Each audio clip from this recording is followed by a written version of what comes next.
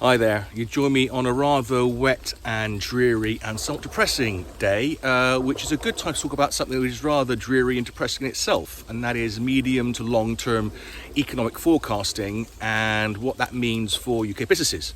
For those of you who don't really pay much attention to economics, now might be a good time to grab a cup of tea or coffee and pay attention. So here we go. Based on the current forecasts from the likes of the ONS, we are looking at a growth in the UK GDP for the remainder of this Parliament of about 1.6%, and for the next Parliament of about 1.4%. Now, obviously, long-term forecasts, these kind of things are notoriously difficult, but if you average 1.5% per year, it's probably not a bad guide. Now, at the same time periods, the growth in the welfare spend, and that's just welfare, so not NHS, not defence, so it's welfare, so it's pensions, it's housing, it is disability benefits, it's this kind of welfare spend are due to grow at an annual rate of over 5% for the remainder of this Parliament and over 3% for the next Parliament. That leaves a massive gap between what the government intends or expects to take in tax revenues and what it's going to have to pay out to fund welfare. At the same time, of course, we're looking to expand our spend on military, and the NHS is always hungry for funds as we have an ageing population. Now, at some point, the pressure between what we need to spend and what we have coming in will become too much, and something will have to give, either in the way of more taxes or in significant cuts to that welfare spend. And I'm not talking about austerity that we had under Osborne a few years ago, because that wasn't really austerity. We just put the brake on growth. I'm talking about actual cuts to what we do. Now, with a Labour government, you don't expect them to make cuts to welfare. That's the kind of things that Tories normally have to come in and do to fix stuff after Labour have overspent. But this time around, such is the gap between what we're likely to be able to raise and what is needed based on the forecast is going to be so big, something will have to give.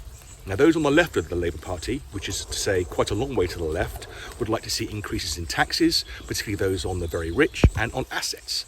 But when that happens, what the result normally is a drag on growth and a reduction in tax take. So if you look back to the 90s, 80s and 90s, when we had primarily a Tory government, but also the early years of the Blair government, there was cuts in taxes. But as a result of those cuts, we actually saw more economic activity and the tax take went up, not down. So if you increase taxes, it doesn't matter who you put them on, you're likely to see reduced economic activity, and you may well see actually total tax income come down as growth slows. Now, there are those who'd like to see us put taxes on assets rather than income, but all that really does is force those who are rich enough to move outside of the jurisdiction, and those that aren't and who are not cash rich then forced to sell those assets. If that happens enough, then you get a run on those assets, the supply and demand curve, their value falls, and then institutions that are holding assets are going to get forced to sell them as well, and that will affect things like pensions and investment funds. You can get a bit of a death spiral in an economy. So we already have the highest taxes in Europe in terms of the tax burden. So more taxes is not going to be the solution. At some point, someone is going to grasp the nettle, have to, and reduce spending on things like welfare. And when that happens, obviously that's going to mean a lot of pain for a lot of people, but also some opportunities. Economically, if you are involved in anything to do with automation, increasing productivity, you're likely to have a field day. And if you've got a way of producing a service or a product at substantially lower cost, you will jump up the list of people who are interested in you because they won't have the money to do anything else. But for a lot of the rest of us, it's going to be difficult, dark times. Running behind all this is going to be the demographic situation whereby we don't have enough people to actually fill the jobs that are forecast. And all those ONS forecasts I mentioned assume that from the next Parliament, our net immigration is going to be at least 340,000 a year. Now, if Reform become the next government, which at the moment is not an unlikely proposition, and if they do what they say they'll do and actually cap immigration and bring it right back down into the tens of thousands, then those people are not going to be there. That'll form a further brake on GDP growth and also further limitations on staffing. So if you are planning to build a company that requires people, maybe it's time to think again and see if you can build a company that's based on automation.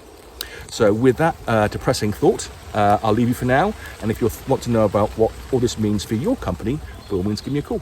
Cheers.